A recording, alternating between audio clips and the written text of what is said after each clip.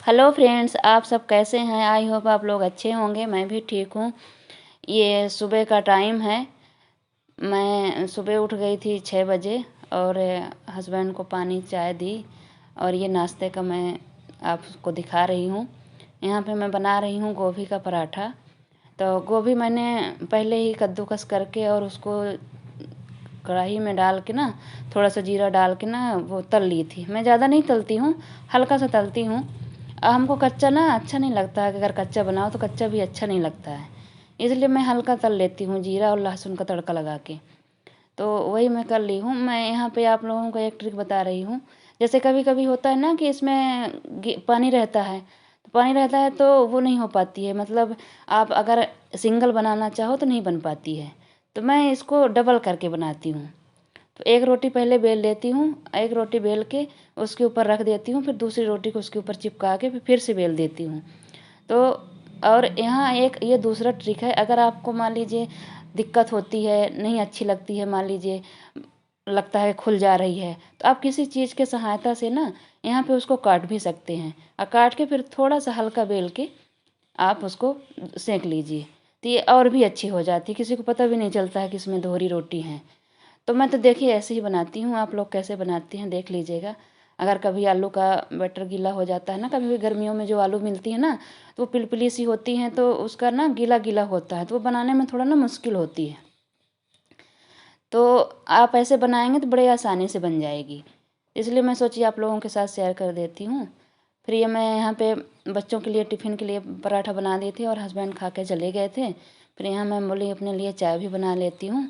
एक बार तो सुबह चाय बन भी गई थी, दे दिए थे उनको। हमको पीने का टाइम ही नहीं लगा था, तो मैं बोली कि मैं आराम से बाद में पीऊँगी। तो यहाँ पे मैं बच्चों का टिफ़िन भी लगा रही थी, साथ में चाय भी बना रही थी। इधर बच्चों का टिफ़िन भी तैयार हो गया है और मैं अपने लिए चाय भी बना रही हूँ और पानी भी गर्म करके लाई। तो पानी मैं पहले पीती हूँ, तो पानी तो एक गिलास पहले भी पी ली थी। अब मैं बोली कि अब थोड़ा सा एक गिलास और चाय पीने से पहले भी पी लूँ। तो चाय इधर बन रही थी, मैं थोड़ी चाय पानी भी पी ली। पानी पीने के बाद फिर मैंने चाय पी। मैं चाय पी। चाय पीने के बाद ना लग गई मैं साफ़ सफाई में। मैं बोली कि चाय पी, आराम से बैठ के टीवी देखी और चाय पी। जब तक सुकून की चाय ना पियो ना तो मज़ा नहीं आता, चाय पीने का आनंद ही नहीं मिलता है। तो मैं हमेशा ना बच्चे जाने के बाद एक बार मैं चाय पीती ही हूँ। हस्बैंड के साथ भी मैं पीती हूँ चाय, लेकिन एक बार मैं बच्चों के जाने के बाद, सबको भेजने के बाद मैं आराम से पीती हूँ। इसके बाद मैं अपना काम स्टार्ट करती हूँ। तो मैं चाय पी आराम से बैठ के और फिर यहाँ मैंने साफ़ सफाई का काम स्टार्ट की। तो थोड़ा सा मैंने जहाँ टीवी वगैरह रखी रहती हैं वहाँ भी थोड़ा सा मैं बोली कि थोड़ा साफ़ कर देती हूँ। हालांकि इतना तो रोज़ ही साफ़ करना पड़ता है, इसलिए धूल तो पड़ ही जाती है। झाड़ू लगाओ तो धूल पड़ती ही रहती है। वही मैं सोची थोड़ा सा कर देती हूँ। ये तो डेली का ही काम है। कपड़े जब बच्चे जाते हैं तो कितने घर बिखर जाते हैं। सबके जाने के बाद लगता है कि अभी सब फेंको, फिर सब जाएंगे तो उसके बाद ही मैं अच्छे से बनाऊंगी। सभी के साथ होता है, मेरे ही साथ नहीं, सबके साथ। टॉवल कहीं, कपड़े कहीं, बच्चे पैंट कहीं उतार के फेंक देंगे, टॉवल कहीं फेंक देंगे। सबके घर में ऐसा, कंघी कहीं तो तेल कहीं, ढक्कन कहीं और। तो सबके घर में ही होता होगा, हमारे ही साथ का है, सबके ही साथ ऐसे होता है। तो वही मैं थोड़ा साफ़ सफाई करने के बाद मैं गई बिस्तर बनाने। बिस्तर बनाई, बच्चों का बिस्तर भी ठीक किया। और यहाँ एक ये बिछा रहता है ना, तो इसमें ना जूते वूते भी पहन के आ जाते हैं बच्चे। बच्चे का है सभी ये जाते हैं, तो इसको मतलब डेली ही साफ़ करना पड़ता है। अभी धूप तो हो नहीं रही तो आदमी धोएगा डेली इसको। डेली धोने वाली चीज़ भी नहीं है ये, तो ये थोड़ा टाइम लगता है इसको सूखने में। फिर मैं आई तो बच्चों का इधर बनाई। इस समय ठंड इतनी है कि मतलब बच्चों को रजाई देने के बाद भी इसके ऊपर कंबल डालना पड़ता है। तो कंबल में मैं उसको डालना पड़ता है। बच्चे बोलते हैं मम्मी ठंडी लगती है, मैं बोलो चलो। तो काम तो ज़्यादा बढ़ जाता है, 3-3 नहीं 4-4 बनाने पड़ते हैं। ये बच्चों का ये सब समेटी और समेटने के बाद फिर अपने रूम में भी आई, अपना रूम भी क्लीन की। फिर बर्तन बहुत सारे रखे थे तो बर्तन भी मैंने धोया। बर्तन धोने के बाद फिर मैंने कपड़े भी धोए। कपड़े धोने के बाद मैंने झाड़ू पोंछा भी किया। ये सब मैंने नहीं दिखाया हुआ है, झाड़ू पोंछा मैं बोलूँ क्या ही रोज़ दिखाना ये सब। तो मैं क्लीन करने के बाद मैं ये सब की, बाकी काम निपटाई। काम निपटाने के बाद मैंने सोचा कि अब योगा कर लेती हूँ। मैं योगा करने भी की हूँ, थोड़ा थोड़ा ही सबको की हूँ, ज़्यादा तो नहीं कर पाई हूँ, फिर भी 10-15 मिनट की हूँ, ऐसी बात नहीं है। तो आप लोग भी करते हैं कि नहीं, बताइएगा कमेंट करके। और ये योगा भी करना तो बहुत ही ज़रूरी है। ये घर के काम तो होते ही रहते हैं, घर के काम कभी नहीं बंद हो सकते हैं, घर के काम तो लगे ही रहेंगे। आइए आप सोचिए कि कभी एक दिन नहीं होगा, ये रोज़ होगा, दिन में 2 बार होता है सबके साथ, 2 बार 3 बार इसको करना पड़ता है। जब भी बच्चे स्कूल से आएंगे तब भी आपको उनके कपड़े बना के रखने पड़ते हैं, जब स्कूल जाएंगे तब भी, फिर आएंगे तो उसको उतारेंगे, बोलेंगे मम्मी अब सिविल ड्रेस दो, उसको भी दो, तो उसको भी देना पड़ता है, फिर उसके मोजे कहीं और कहीं कुछ, तो वो तो काम चलता ही रहेगा। ये घर का काम कभी बंद हो ही नहीं सकता है।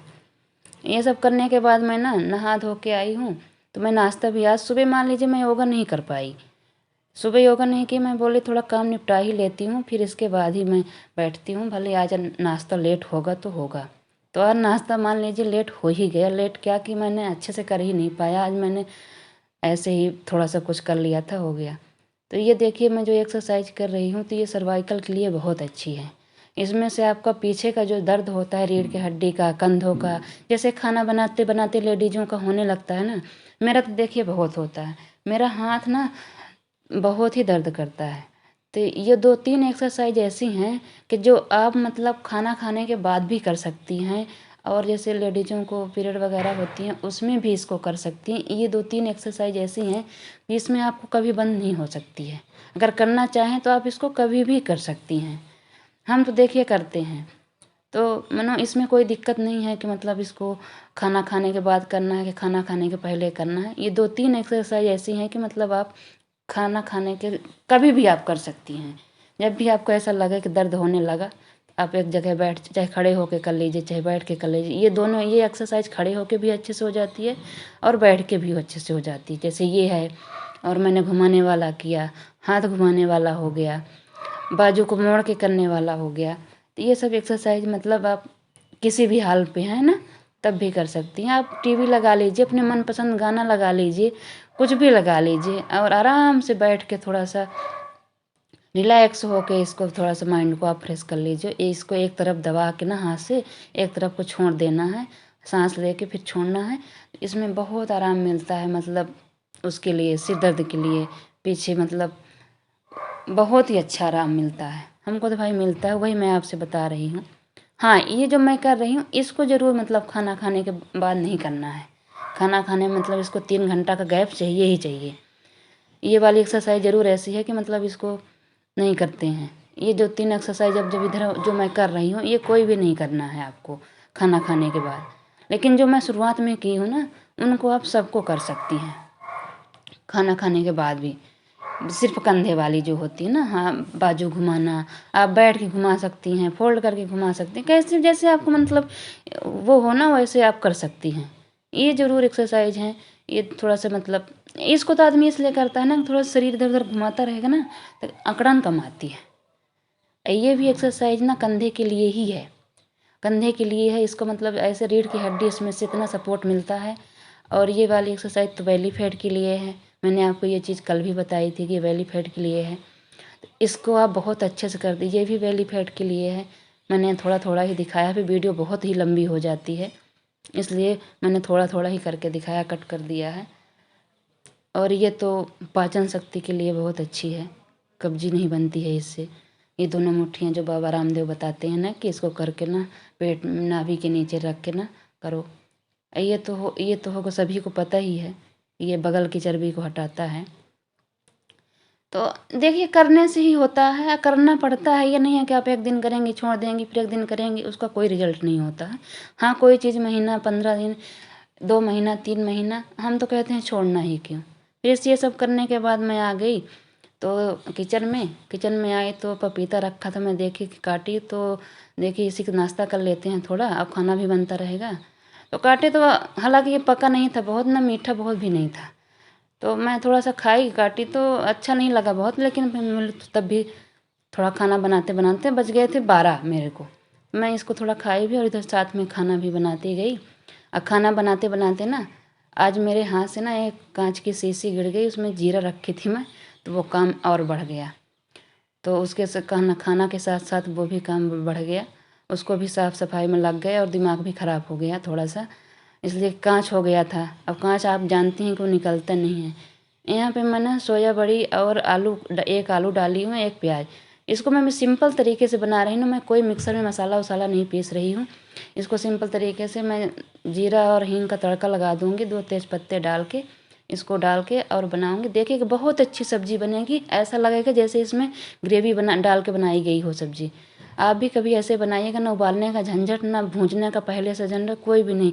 एक सिंपल से इसमें गरम मसाला डाल दीजिएगा, धनिया पत्ती हो, टमाटर हो, बहुत अच्छी तगड़ी सब्ज़ी बन के आती है सिंपल डेली के खाने के लिए। और मैं देखिए टमाटर अक्सर मैं ना छील के डालती हूँ, तो छील के डालने से क्या होता है ना कि टमाटर अच्छे से उसमें मिल जाता है। आप बच्चे जो मतलब वो करते हैं, छिलका पा जाते हैं, बोलते हैं मम्मी नहीं खाएंगे, तो बच्चे को पता भी नहीं चलता कि इसमें टमाटर डाला है कि नहीं डाला, लगता है जैसे पिसा हुआ डाला हो। मैं अक्सर चने की सब्ज़ी बनाऊँ या कि सोयाबीन, अगर छोले भटूरे बनाऊँ तब भी मैं ऐसे बना लेती हूँ, नहीं बनाती तब भी मैं ऐसे बनाती हूँ। हमको यही सब ईजी लगने लगा है। तो अगर छिलका उतार देंगे ना सब्ज़ी का कलर, और मतलब आपको टमाटर वमाटर पीस के रोज़ डेली बनाने की दिक्कत नहीं आएगी। इसमें तेल भी कम लगता है, कम तेल में ये सब्ज़ी तैयार हो जाती है। तो मैंने ये यहाँ पे बनाया है यही। फिर दाल भी बनाई मैंने, और करेला भी मेरा कल परसों का रखा हुआ था, उसको भी मैंने बनाया। वो यही सब मैंने बनाई। फिर मेरे विचार था कि दाल नहीं बनाऊंगी, तो दाल नहीं बनाती हूँ तो बड़े वाले बच्चे का पेट मतलब वो थोड़ा सा सब्जियों में खाना कम पसंद करता है, चावल को। रोटी तो खा लेगा, सब्जी मतलब चावल कम पसंद करता है। और छोटा बेटा है तो वो सब्जी में ज़्यादा पसंद करता है, उसको दाल नहीं पसंद आती है।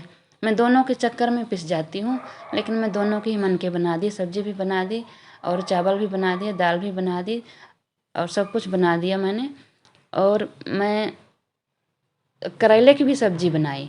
इस समय एक गैस मेरी नहीं जल रही है, तो मतलब एक ही चूल्हे में बनाने में थोड़ा सा टाइम मतलब मेरे को बहुत लग जाता है। तो मैं हो गया यहाँ पे सब कुछ बनाई हूँ। इतने में मेरे बनाते बनाते मेरी रोटी बन भी नहीं पाई थी, तभी मेरे हस्बैंड आ भी गए थे।